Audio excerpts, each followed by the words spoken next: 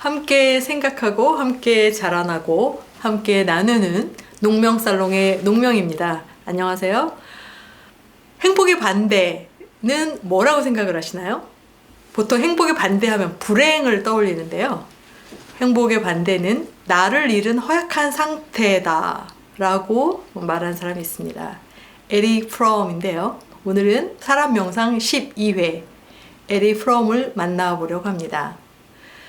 나를 잃은 허약한 상태가 모든 불행과 갈등, 그리고 우리를 힘들게 하는 여러 문제들의 근원이 아닐까 싶은데요. 여러분은 어떻게 생각하시나요?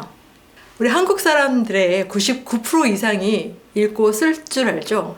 이른바 문맹률이 OECD 가운데서도 가장 낮은 편에 속하는 나라인데요.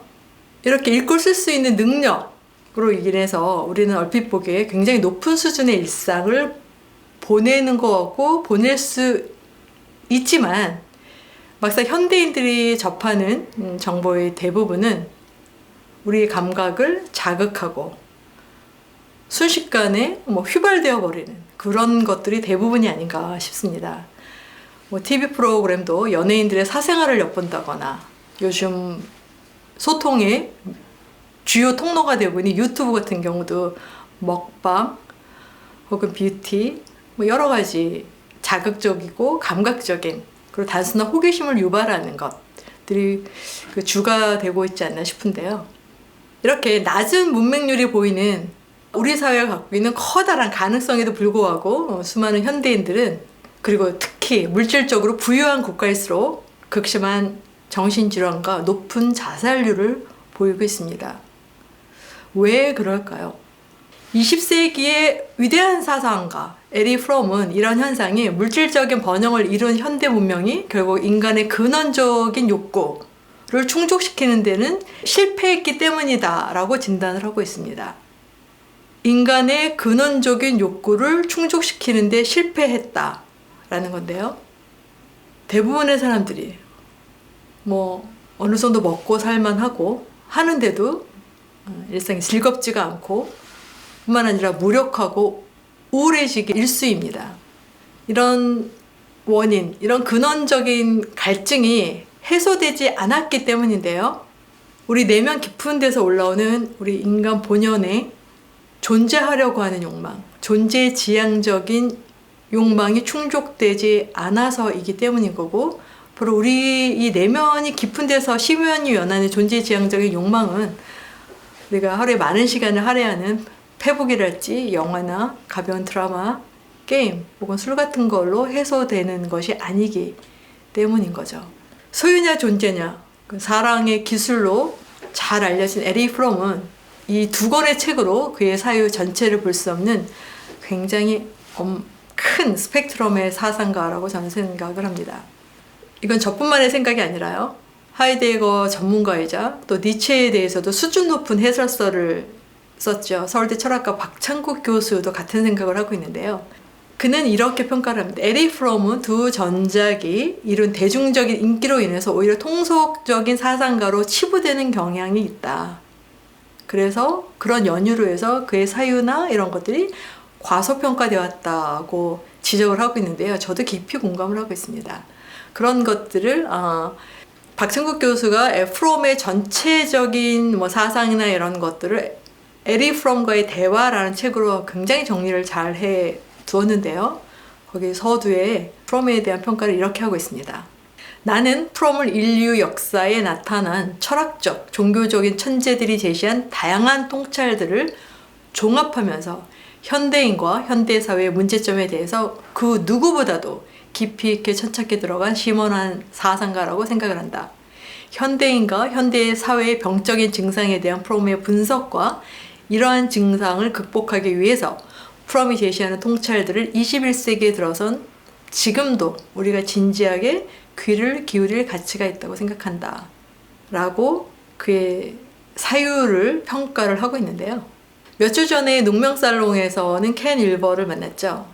켄 윌버가 의식 분야를 깊이로 통합해낸 사상가라면 일찍이 인간이 갖는 어떤 비합리적인 성향 그리고 그거에 기반한 비합리적인 그런 행동들, 이해할 수 없는 그런 행동들에 대해서 깊이 관심을 가졌던 에리 프롬은 인간과 사회를 링크시키면서 이 둘을 통합해낸 그런 사상가입니다. 이게 무슨 말이냐면 도대체 인간이 무엇인지를 고민하는 존재론에서부터 시작해서 악의 기원이나 본질 혹은 인간이 누릴 수 있는 누려야만 되는 자유가 어떤 것인지 자유론, 그리고 사랑의 기술에서 얘기하는 사랑론, 그리고 종교학까지 더 나아가서 어떻게 살아야 되는지를 고민하는 윤리학 등 인간이 표현할 수 있는 의식과 행동을 프롬은 전방위로 깊이 들여다보고 거기서 끝나지 않고 인간이 이루는, 우리 모두가 같이 사는 이 사회와의 상관관계, 즉 심리학과 윤리학과 이 사회학을 넘나드는 그런 통합적인 사유를 보여주고 있습니다. 프롬이 사회학, 사회 구조와의 관계, 인간과 사회 구조의 관계를 관심 있게 들여다본 것은 우리의 생각이라는 것이 단순하게 내 생각이라고 우리는 믿고 있지만 그렇지 않다라는 거죠. 내 생각이라는 것이 결국은 그 사회를 지배하고 있는 통념이나 관습, 정치제도, 문화 이런 것들에 의해서 우리가 알지 못하는 사이에 꼴쥐어져 놓은 것이다 라고 보는 것입니다.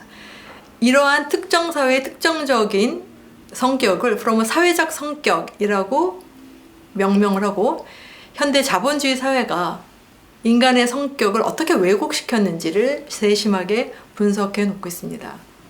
프롬은 자신을 스스로 인본주의적 사회주의자라고 인식을 하고 있었는데요.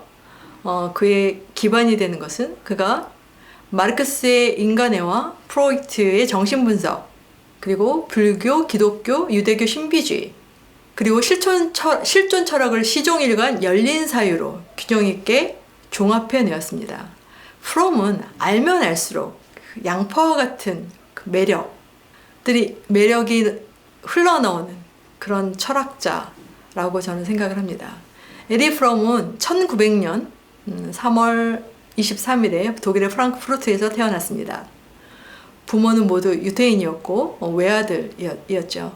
특별히 탈무드 연구가였던 그 조부의 영향을 많이 받았고, 그래서 어릴 적부터 자신도 탈무드의 연구자가 되겠다라고 했지만 결국 훗날 자신의 유태교 신앙을 포기하게 됩니다.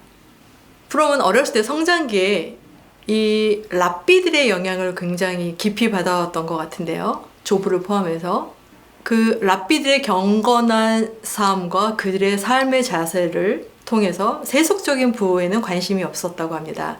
재미있는 일화가 있는데요.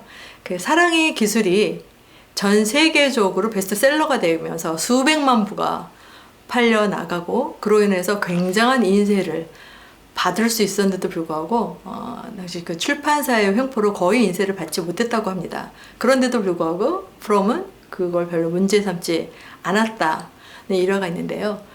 프롬은 또 오전에는 자기가 절대 돈 버는 일이나 이런 세속적인 이윤에 대해 관련된 그런 일들을 하지 않았다고 합니다. 오전에는 오직 연구와 사색에만 전념할 수 있는 그런 신성한 시간으로 보내고, 자기가 심리치료가로서 돈을 벌 수 있는 일은 오직 오후에만 하는 그런 원칙을 세워놓고 생활을 한 그런 사상가였다고 하는데요.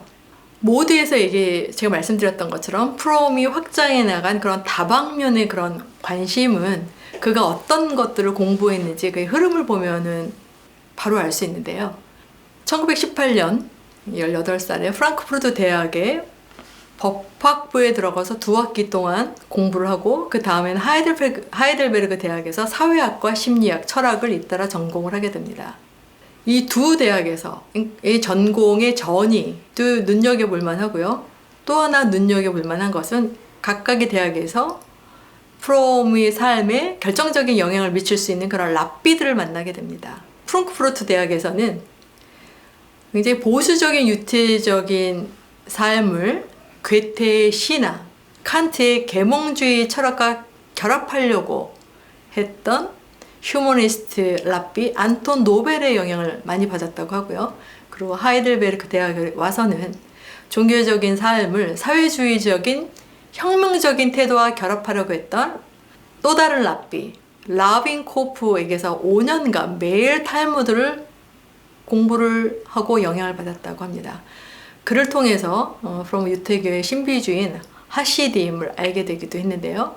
특별히 유태교에 대한 라빈코프의 보편적이고 인본주의적인 해석의 영향이 프롬에게 결정적인 영향을 미치게 되는데, 정통적인 유태교에서 벗어나게 되고, 그리고 프롬 자신이 비유신론적인 휴머니즘을 자신의 삶의 어떤 기조로 삼게 되는 그런 동기가 되었다고 합니다. 프롬은 자신의 그런 변화를, 그러니까 유태교에서 나오게 된 그런 변화를 아담이 에덴에서 선악과를 따먹은 사건과 비교할 만큼 자신의 삶에서 결정적인 사건이었다라고 인식을 하고 있었는데요. 그리고 또 하나 프롬을 프롬이게 한 것은, 그리고 프롬이 유태교를 포기하게 되고 어떤 인본주의에 기반한 사유를 천착할 수 있게 된 것은 불교였습니다. 프롬은 불교야말로 이성에 입각한 종교이며 어떠한 비합리적인 신비화나 계시나 권위도 인정하지 않는 종교라고 격찬을 하고요. 그리고 훗날 나중에는 서양의 선불교를 알렸던 스즈키 다이세츠와 함께 정신분석학과 선불교라고 하는 공동 세미나를 개최를 하기도 했습니다. 그래서 프롬은 선불교는 내가 알고 있는 한에서 가장 세련된 반이데올로기적인 이성적인 체계이며 그것은 비종교적 종교를 발전시키고 있다. 선이 지식인들 사이에서 열렬한 관심을 불러일으켜 서양 세계에 지대한 영향을 미치게 될 것이라는 생각은 터무니없는 것이 아니다 라고 말을 했습니다. 프롬 자신이 매전 오전 10시에서 11시까지는 참선 명상하는 그런 명상가, 수행가이기도 했는데요. 프롬이 불교에 대한 혹은 선불교에 대한 이해가 어떠했는지, 어떤 것이었는지를 짐작할 수 있는 그런 내용이지요. 이런 굉장히 고민하는 그런 랍비들의 영향과 선불교의 영향이 토대가 돼서 프롬의 사유는 다방면으로 깊이를 더할 수 있게 됐는데요. 흥미로운 건 프롬이 사회학으로 박사학위를 받게 됐는데 그걸 지도해줬던 지도 교수가 막스 베버의 동생이었다고 하죠. 그리고 26살에 정신분석의 프리다 라히만이라는 여자와 결혼을 하고 그것을 통해서 본격적으로 정신분석을 연구하게 되었고, 프로이트의 정신분석이나 무의식 세계에 대한 이론도 깊이 공부를 했는데요. 나중에는 융처럼 프로이트의 리비도 이론에 대해서는 공감하지 못하고 굉장히 철저하게 비판을 하기도 했습니다. 그럼에도 불구하고 프롬은 정통 프로이트주의자로 분류되고 있습니다. 정신분석학자이자 사회학자였던 프롬은 심리학과 사회학을 통합하고 분석적인 사회심리학이라는 분야를 발전시키는데요. 한때는 막스 프랑크 사회연구소, 프랑크푸르트학파라고 읽히는 그 연구소 내에서 사회심리학 분야를 맡고 있는 책임자로 일하기도 했습니다. 특히 세계 평화와 사회 동포주의에 대한 마르크스의 열정에 깊이 공감을 했었던 인물인데요.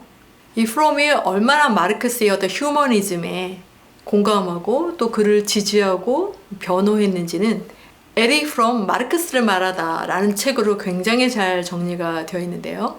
마르크스 자신이 나는 마르크스주의자가 아니다 라고 할 정도로 마르크스 당대에서부터 마르크스 이론은 굉장히 왜곡된 해석들이 많았죠.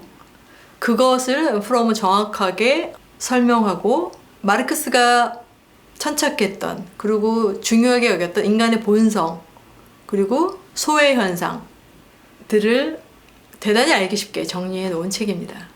1933년에는 나치를 피해서 미국으로 망명을 하게 되고 이후 미국 시민권을 획득을 합니다. 거기서 두 번째 부인인 헤니 구를란트와 결혼을 하고 멕시코로 이주해서 25년 동안 멕시코에 정착을 해서 거기서 정신분석 연구와 치료를 검하는 연구소를 설립하고 강의를 하는 등 긴 시간을 보내죠. 두 번째 부인도 죽음으로 잃게 되면서 프롬은 굉장히 큰 정신적인 타격을 받았다고 합니다. 그런데 미국인 아니스 프리만이라는 여자를 만나서 도움을 받게 되고 어떤 정신적인 타격에서 극복을 하게 돼서 이후에 세 번째 결혼을 하게 되는데요. 에릭 프롬은 이런 이론적인 사상가만으로 머물러 있지 않았고 다양한 사회적인 활동을 했는데요. 실제로 잠시 미국 사회당에 가입을 하고 군축이나 베트남 전쟁을 반대하는 등 활발한 정치 활동을 펼치기도 했습니다. 1976년 세계적인 베스트셀러가 된 사랑의 기술과 존재냐 소유냐를 출간하게 되고 80세가 되는 생일의 5일을 앞두고 심장마비로 숨을 거두게 됩니다. 그 전부터 심장마비가 있어 여러 번 고생을 했던 것 같은데요. 그의 죽음은 고통 없이 굉장히 편안한 그런 마지막이었던 것 같습니다. 여기까지가 프롬의 대략적인 삶인데요. 오늘 제가 나누고 싶은 것은 프롬의 여러 주제들이 있지만, 프롬이 우리한테 던졌던 여러 주제들이 있지만 그 가운데에서 마르크스 이론에서 더 확장시켰던 인간의 소외 현상을 같이 좀 생각을 해보려고 합니다. 프롬이 사회, 특히 우리가 지금 살고 있는 자본주의 사회를 인식하는 키워드는 마르크스주의자답게 소외였습니다. 소외란 인간이 자신을 자기 세계의 중심이나 자기가 하는 행위의 창조자로 느끼지를 못하고 오히려 자신의 행위의 결과물이 그의 복종과 숭배를 강요하게 되는 상태를 의미하게 되는데요. 좀 눈을 크게 뜨고 들여다보게 되는 것은 그가 소외라는 현상을 자본주의의 결과물, 자본주의 생산이나 내가 만든 물질을 내가 사지 못하는 거기서 소외되는 현상에 국한하는 것이 아니라 굉장히 더 깊이 들어갑니다. 대표적인 것이 그가 구약성서를 주목을 하는 건데요. 구약성서에 예언자들이 얘기했던 우상숭배야말로 인간 소외의 시작이라고 설명을 합니다. 인간이 만든 황금 송아지를 신격화하고 내가 만들어 놓은 물건에 자발적으로 복종하고 의존하는 상태로 전락해버리는, 그래서 스스로 무력하고 보잘것없는 존재로 인간은 여기게 됐죠. 인간의 소외 현상은 바로 여기서부터 시작이 된다는 것이요. 내가 만든 물건에 내가 스스로 복종하고 자발성을 이력하고 무력한 존재가 되는 것, 거기서부터 소외되는 것, 놀라운 통찰력이라고 생각이 드는데요. 이런 우상 숭배 현상은 구약 성경이나 옛날에 국한된 것이 아니라 그 뒤에 인간은 돌로 만든 신상을 만들고 또 어떤 민족, 인종, 돈, 명예, 정치적인 어떤 주의, 특정 정치가들을 우상숭배, 우상의 자리에 올려놓고 자발적으로 복종하는 상태, 자발적으로 소외되는 그런 상태를 만들어 놓는다라는 거죠. 이 모든 것들이 우상숭배가 되고 인간은 결국 소외게 되는 그런 현상들을 주목을 하고 있는 건데요. 자본주의 사회가 되면서 우리의 소외는 거의 전면화되고 있습니다. 노동에서 소외가 되고 우리가 소비하는 물건에서 소외가 되고, 그리고 인간 관계에 있어서도 이기적인 이익이나 어떤 소용에 의해서만 관계를 맺는, 따라서 결국은 인간 관계에서도 소외되는 그런 현상을 이야기하게 되고, 더 나아가서는 자기 자신을 경제시장이나 결혼시장에서 매매되는 물건처럼 생각하게 되는, 자기 자신으로부터도 소외되는 존재, 그것이 우리 현대사회의 인간이 아닐까, 인간이다 라고 자리매김하고 있는 건데요. 이 설명을 누가 부인할 수 있을까요?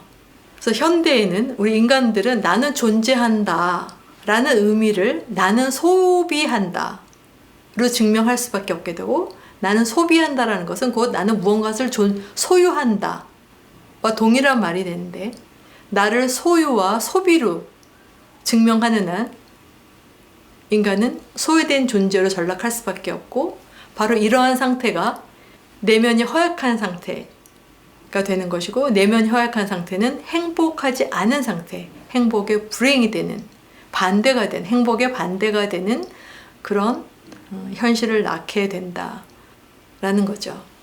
여러분들의 존재는 내가 살아가고 내가 있다라는 것은 무엇으로 증명할 수 있는지 자문해 보셔도 좋을 것 같습니다.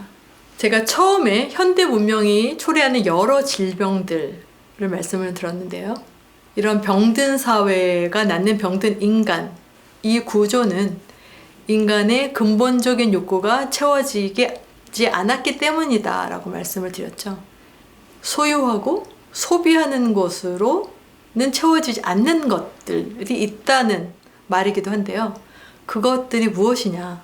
결국은 우리가 너무나도 원하는 행복, 사랑, 자유, 조화, 이런 것, 이런 보이지 않는 가치들이 아닐까 싶은데요. 결국 인간을 인간답게 하는 것, 그리고 인간을 근본적으로 충족하고 충만하게 하는 것들은 어떤 물건일 수 없다라는 거지요. 보이지 않는 가치에 있는 것이고, 그래서 프롬은 이런 가치 추구에 대한 욕구야말로 인간의 역사를 변화시키는 근본적인 원동력이다라고 보았습니다. 가치 추구에 대한 욕구, 이것이 우리 인간 역사를 추동했던 그런 힘이었다라는 얘기죠. 그래서 한 사회가 변혁되기 위해서는 개인 그리고 인간의 변혁이 선행되어야 되는 건데요. 윤리적 그리고 종교적인 존재 양식이 변화될 때 사회적 성격이 변화가 연동적으로 일어나게 되는 그런 구조를 주목하고 나와 사회와 관계를 링크시킬 수 있는 힘이 필요하지 않을까 싶습니다. 그래서 소비를 충동질하는 소유지향적인 성격에서 존재지향적인 정신, 존재지향적인 삶으로의 변화일 텐데요. 소유지향적인 삶과 존재지향적인 삶의 차이는 물질적인 소비뿐만이 아니라 우리 일상의 모든 국면에서도 나타나고 깊이 침투해 있습니다. 가령 우리가 책을 읽고 어떤 공부를 하고 권위를 행사하고 종교생활을 하고 심지어 사랑을 나누는 모든 행위조차도 안을 들여다보면 이것이 내가 정말 존재하기 위한 것인지 소유하기 위한 것인지 그거에 따라서 그 행위의 의미나 가치나 결과는 굉장히 달라지는 것을 볼 수 있습니다.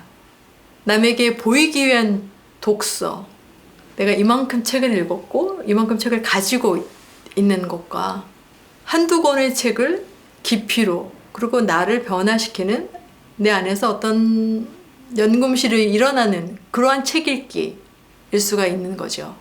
그리고 높은 점수를 얻거나 학위를 따기 위한 그런 공부, 아니면 나의 인격을, 나의 존재의 변화, 내가 사회를 보는 눈을 변화를 일으킬 수 있는 그런 공부, 그것도 달라질 수가 있고, 또 물리적인 힘에 의한 권력 행사, 그리고 특정 교리나 성직자를 우상처럼 떠받드는 그런 종교 생활, 그리고 나를 변화시키고 나를 갱신하고 생명력을 나누는 것이 아니라 구속하고 지배하려고 드는 사랑, 이런 모든 것들이 소유지향적인 삶의 방식이라고 프롬은 이야기하고 있습니다. 이렇게 우리 삶을 형성하는 모든 국면에 있어서 소유 양식이 주가 될 때 우리는 어쩔 수 없이 매사, 비애와 고통, 괴로움을 느끼게 되는 허약한 상태가 될 수밖에 없는데요. 이것이 행복의 반대가 되는 흐름인 거죠. 진정으로 행복한 상태는 자기 존재에 대한 답을 찾은 상태이고, 이것은 내 안에 있는 잠재력을 생산적으로 실현하는 단계다라고 프롬도 이야기하고 있습니다. 우리가 소유가 아니라 존재지향적인, 겉으로 드러나는 것이 아니라 안으로 의미 있는 삶, 안으로 의미 있는 것이 어떤 것인지를 고민하는 그런 삶을 살 때 얻을 수 있는 장점이 있는데, 그것은 그런 생활을 한다고 해서 슬픔이나 고통이 없어지는 삶이 아닌 거죠. 여전히 슬픔이나 고통은 일어나고 있을 수밖에 없는 것이지만 그럼에도 불구하고 존재지향적인 삶이 뿌리를 내릴 때는 어떤 상황에서도 내면의 평정, 정신적인 안정을 유지할 수 있는 상태가 된다는 것, 그러한 것을 실현할 수 있다는 큰 차이가 있다고 말씀드릴 수 있습니다. 그러한 의미에서 존재지향적인 삶을 살 때 진정한 의미에서 나는 행복한 사람, 외부 조건과 무관한 행복을 견지할 수 있는 그런 삶을 살게 되는 것이죠. 마지막으로 제가 생각하기에 프롬의 어떤 가장 탁월한 성찰로 저한테는 왔는데요. 마지막으로 좀 그 내용을 나누고자 합니다. 프롬이 이런 얘기를 합니다. 자기 자신을 재산이나 학벌, 직위 같은 소유로서의 존재가 아니라 존재로서 체험하려고 하는 사람, 즉 끊임없이 성찰하고 내면에서 의미를 찾으려고 하고 더 나은 사람이 되려고 노력하고 이러한 이렇게 노력하는 사람일수록 굉장히 상처받기 쉬운 사람이다라는 얘기를 합니다. 좀 놀랍지 않습니까? 얼핏 보기엔 그런 사람일수록 더 강하고 그럴 것 같은데 그렇지 않은 전혀 다른 이야기를 합니다. 왜냐하면 이런 존재 양식이야말로 끊임없이 능동적으로 자기 내면의 어떤 감각을 일깨우고 생기를 잃지 않으려는 노력을 견지해야 된다는 거죠. 이게 쉬운 일이 아닌데. 따라서 자기 안에서의 어떤 추동력을 잃을 때마다 그리고 마음이 집중되지 않을 때마다 자기의 정체성을 잃게 되는 그런 위험 속에 빠지게 된다라는 굉장히 그 내면의 그 섬세한 작용들을 프롬은 캐치해서 그거를 기록을 하고 있습니다. 따라서 나의 존재 이유와 내가 존재하는 가치를 자각할 수 있는 끊임없는 민감성이 있어야 하고 또 지속되는 각성 그리고 스스로 내적인 가치를 발견할 수 있는 자발성, 능동성에 의해서만 앞에서 얘기했던 이런 위험에서 벗어날 수 있고 그 위험에 맞설 수 있다라고 합니다. 정리해서 얘기하면 이런 존재지향적인 삶을 살려고 애쓰는 사람일수록 위험에 쉽게 빠지게 될 수 있는데 그것은 끊임없는 민감성과 각성과 자발성에 의해서 극복할 수 있다라는 말로 대체할 수 있을 것 같습니다. 끊임없는 민감성이라는 것은 소위 불교에서 얘기하는 깨어있음이라고 표현할 수도 있을 것 같은데요. 그래서 우리 각자가 실현할 수 있는 진정한 자아의 성장은 언제나 이렇게 깨지기 쉬운 기초 위에서만 이루어진다 라고 말할 수 있을 것 같은데요. 이것이 우리가 인간이 처해 있는 현실이라는 거죠. 변하지 않는 안정성이라는 건 없고 이 무상한 삶을 가운데서 지속적으로 안정적인 평안한 내면의 상태를 유지하기 위해서는 그 나름의 자발성과 생기를 늘 끄집어낼 수 있는 어떤 힘이 필요한 말이고 이것은 니체가 얘기했던 힘의 의지의 다른 말이라고 말씀을 드리고 싶습니다.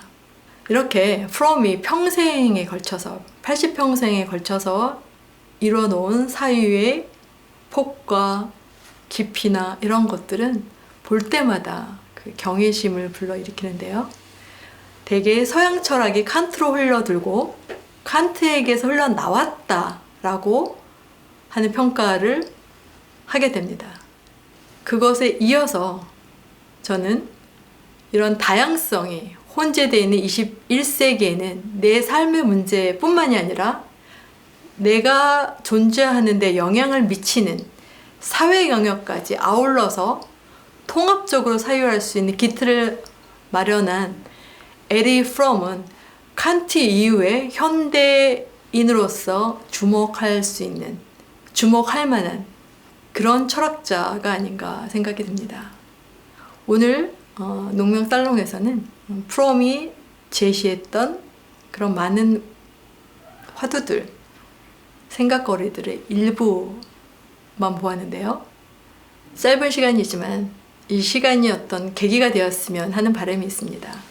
오늘 나는 소의 문제나 혹은 소유지향적인 존재지향적인 삶의 양식에 빗대어서 내가 하는 일, 혹은 내가 믿고 있는 종교, 내가 사는 방식, 내가 하는 사랑이 과연 이 안으로 뿌리를 내리는 존재지향적인 그러한 것인지, 아니면 결국은 내가 나를 소외시키는 소유지향적인 행위였는지, 그것을 좀 돌이켜보는 그런 계기가 될 수 있다면 더할 나위 없이 기쁘고 제가 감사한 그런 일이 될 것 같은데요.